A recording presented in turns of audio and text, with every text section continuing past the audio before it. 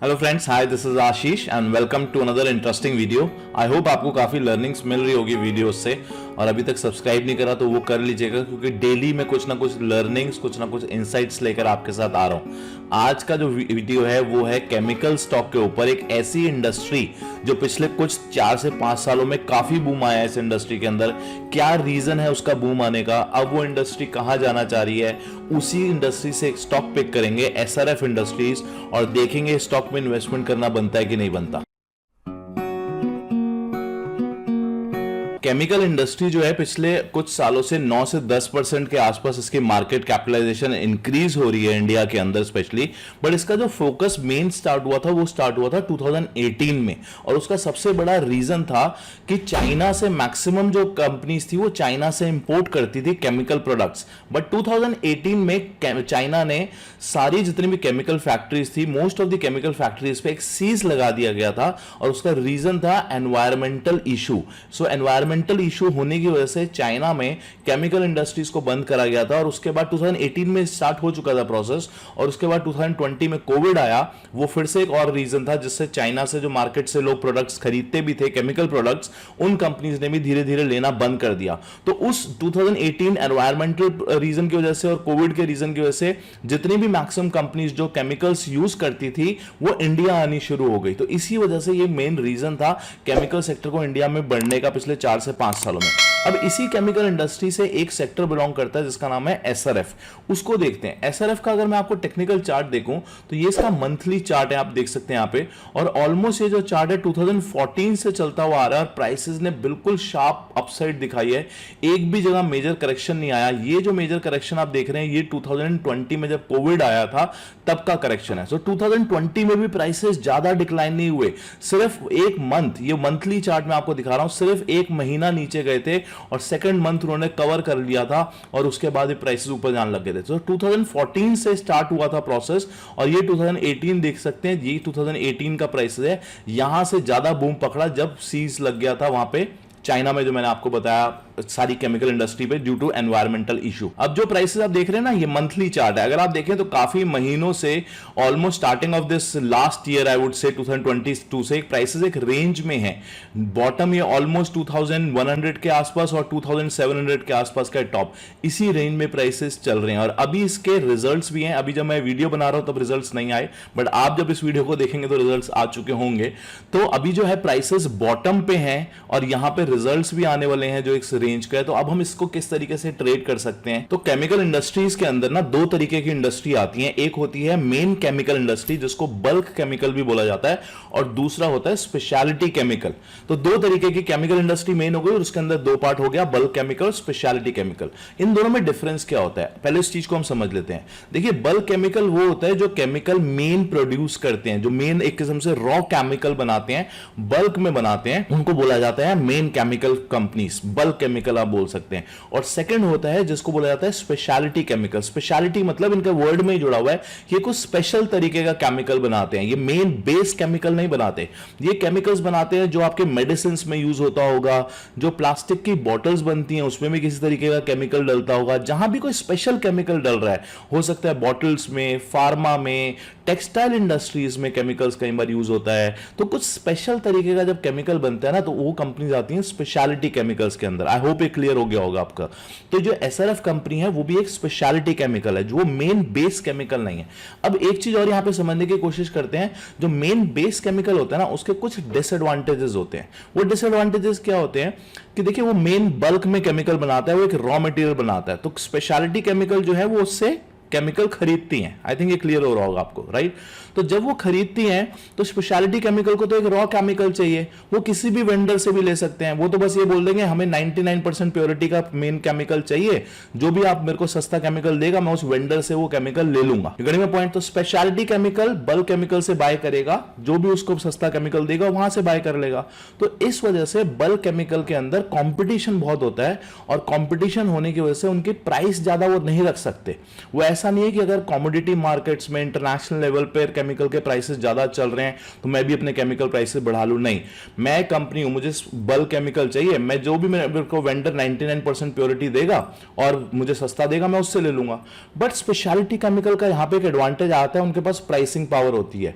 क्यों? क्योंकि वहां पे कंपटीशन बहुत कम होता है। आप इस चीज को इस तरीके से समझिए, अगर कोई मेडिसिन बनाने वाली कंपनी है, कोई भी कंपनी है, और वो किसी कंपनी से स्पेशलिटी केमिकल लेती है अपनी मेडिसिन में डालने के लिए, तो अगर प्राइसेस सस्ता भी हो गया, बट वो फार्मा कंपनी ऐसा नहीं है दूसरे वेंडर के पास चले जाएगी। कितने उसमें लाइसेंस इश्यूज होते हैं, कितनी चीजें उन्हें देखनी पड़ती है। तो अगर थोड़ा सा प्राइसिंग इशू भी हुआ तब भी वो उसी वेंडर से लेंगे स्पेशलिटी केमिकल। आई होप ये क्लियर हो रहा होगा। तो स्पेशलिटी केमिकल के ऊपर काफी एडवांटेजेस हो जाते हैं, कंपटीशन ज्यादा नहीं होता, बट उन प्राइसिंग पावर उनके पास होती है, वो प्राइस अपने बढ़ा भी सकते हैं, तब भी उनके वेंडर्स उन्हीं से प्राइसेस लेंगे। आप इस चीज को इस तरीके से समझिए। देखिए, आप बर्गर खाते हैं, आप मैकडोनल्ड्स में जाते हैं बर्गर खाना, आप बर्गर किंग में जाते हैं, आप केएफसी में जाते हैं, तीनों बर्गर किंग के बर्गर्स अलग अलग टेस्ट के होते हैं, राइट। तो ये हो गया speciality chemical, burger king, McD और केएफसी। बट जहां से ये आलू लाते हैं, जो उसकी टिक्की फ्राई करते हैं, वो तो किसी एक वेंडर से भी आप ले सकते हैं ना। उस आलू में तो कोई स्पेशलिटी नहीं होगी, ज्यादा से ज्यादा 19-20 का फर्क होगा। तो तीनों वेंडर्स बोलेंगे, मैकडी वाला भी, बर्गर किंग वाला भी, केएफसी वाला भी, जो भी मुझे बेस्ट 99% प्योरिटी का आलू देगा, मैं तो उससे आलू खरीदूंगा। आप समझ रहे हैं इस चीज को। तो बर्गर किंग, केएफसी और जो मैकडी हो गया, ये स्पेशलिटी केमिकल्स के अंदर आ गए एक किस्म से। मैं एक सिर्फ एग्जांपल दे रहा हूं। तो एसआरएफ, जैसे मैंने आपको बताया ना, स्पेशलिटी केमिकल के अंदर ही बिलोंग करती है। और इसके जो मेन 3 बिजनेस हैं वो है, फर्स्ट है chemical and polymers business, second है पैकेजिंग के अंदर, पैकेजिंग प्रोडक्ट्स जो होते हैं उनके अंदर भी यूज होता है, थर्ड है इनका टेक्सटाइल। तो मेन जो इनका बिजनेस आ रहा है, आप समझ सकते हैं, केमिकल से 50% आता है, 30% के आसपास पैकेजिंग से आता है, 10% के आसपास टेक्निकल से आता है और 5% अदर बिजनेस आता है। तो ये 2-3 मेन बिजनेस हैं इनके, इस तरीके से आप समझ सकते हैं। अब इसका अगर हम रेवेन्यू देखें, सेल्स देखें, तो सेल्स तो अच्छी बढ़ रही है यहां पर। अगर मैं ग्रोथ वाइज भी इसको दिखाऊं तो यहां पे ग्रोथ में जो मेन इनका केमिकल बिजनेस है वहां पे अच्छी ग्रोथ है, ऑलमोस्ट 22, 23, 44% के आसपास पिछले कुछ सालों से ग्रोथ आ रही है, स्पेशली कोविड के बाद से। पैकेजिंग बिजनेस है, वहां पे भी थोड़ा सा 2 साल ठीक रही, उससे पहले थोड़ा डाउन था, अभी भी पॉजिटिव जरूर है, बट थोड़ा सा डिक्लाइन हुआ है। क्यों डिक्लाइन हुआ है? इसका रीजन है इनके मार्जिन्स, वो मैं आपको अभी दिखा देता हूं। थर्ड है इनका टेक्निकल टेक्सटाइल बिजनेस, जहां से ऑलमोस्ट आप मान के सकते हैं 10% रेवेन्यू आता है। वहां भी थोड़ा सा नेगेटिव था, 1 साल पॉजिटिव आया, फिर नेगेटिव था। तो ओवरऑल आप समझ सकते हैं इसमें केमिकल बिजनेस जो है, जहां से 50% रेवेन्यू आ रहा है, वहां पे ग्रोथ हो रही है। पैकेजिंग में थोड़ा सा यहां पे डेंट इनका पड़ा है, बट टेक्सटाइल में इनका मेजर डेंट है और यहां से इनका 10% रेवेन्यू आ रहा है। तो ये चीज हमें क्लियर हो गई अभी तक रेवेन्यू पार्ट। प्रॉफिट समझने की कोशिश करें, प्रॉफिट भी देख लेते हैं, मार्जिन्स देखते हैं। जो केमिकल बिजनेस, जो मेन बिजनेस है, वो मार्जिन वाइज ठीक है, वहां पे इंक्रीज भी हो रहा है, 17, 16, 20, 25 और 32% के मार्जिन, मतलब इतना प्रॉफिट कंपनी कमा पा रही है बिफोर टैक्स। अभी टैक्सेस देने बाकी हैं इसमें परसेंटेज वाइज। जो पैकेजिंग बिजनेस है, मैंने आपको बताया था, यहां पे देखिए, आप देख रहे हैं मार्जिन्स में थोड़ी सी प्रॉब्लम आई थी। पहले जो मार्जिन्स 27% के आसपास थे, वो 11% पे रह गए हैं। क्यों रह गए हैं? क्योंकि उसका रॉ मटेरियल की वजह से, जो इनके रॉ मटेरियल के प्राइसेस बढ़े हैं, वहां से ये प्रॉब्लम आई है। मैंने इनकी कॉन कॉल में सुना है और पढ़ा भी है वहां पे। तो थर्ड इनका टेक्निकल बिजनेस है, वहां भी मार्जिन्स आई वुड से ठीक है। तो margin wise I would say ठीक है कंपनी। थोड़ा सा सेल्स में जरूर इनके टेक्निकल बिजनेस में प्रॉब्लम्स आई है बिकॉज ऑफ मार्जिन्स। तो वो एक मुझे कंसर्न लगा यहां पे, थोड़ा सा मैं बोलूंगा, बहुत ज्यादा नहीं बोलूंगा कंसर्न, बट थोड़ा सा कंसर्न है। अगर मैं बैलेंस शीट इनकी देखूं, जितना पैसा इन्होंने रेस किया था आईपीओस के थ्रू, यहां पे थोड़ा सा पैसा इनका जरूर बढ़ा है, और वो रीजन है इनका बोनस दिया था कंपनी ने, 1:4 का बोनस दिया था, इसीलिए आप देखें इनकी शेयर कैपिटल बढ़ चुकी है। तो अदरवाइज कंपनी ने कोई दोबारा पैसा रेज नहीं करा मार्केट्स ने, ये सिर्फ बोनस के शेयर्स हैं। तो ये एक अच्छी बात है यहां पे, राइट। अब सबसे बड़ी जो इंपॉर्टेंट पार्ट यहां पे निकल कर आती है, वो है कंपनी का केपेक्स। केपेक्स का मतलब होता है कि कंपनी कितनी इन्वेस्टमेंट कर रही है अपनी मशीनरीज के ऊपर, सो दैट वो आगे ग्रो कर पाए। ऐसा तो नहीं कोई बहुत सारे प्लांट्स कंपनी यहां पे लगा रही हो, सो दैट उन प्लांट से मैन्युफैक्चरिंग होगी और फिर यूज किया जाएगा। इसका मतलब अगर डिमांड है तो इसलिए वहां पे इन्वेस्टमेंट्स भी हो रही हैं। तो यहां पे देख लेते हैं कि कंपनी बहुत ज्यादा कैपेक्स पे इन्वेस्ट कर रही है। तो मैं आपको दिखाऊं, यहां पर देखिए, फर्स्ट ये जो मेरे को कॉन कॉल में इनको देखने को मिला, जो मैनेजमेंट बोल रही है, as we speak we have over 2000 crore and capital work in progress at this stage. 2000 crore की वर्क इन प्रोग्रेस कैपिटल उन्होंने लगाई हुई है। 7 plants coming up in speciality chemical business and 3 plants in fluorochemical business in the financial year 2024। तो अभी 24 financial year में इनका 2000 करोड़ की इन्वेस्टमेंट्स हो रही हैं, तो इसका मतलब यहां पे अच्छी डिमांड है जो इनको दिख रही है। यहां पे मैं एक चीज और आपको दिखाऊं, यहां पे भी आप देख सकते हैं some products which we announced we capitalised during Q2 and certain Q1 products capitalise.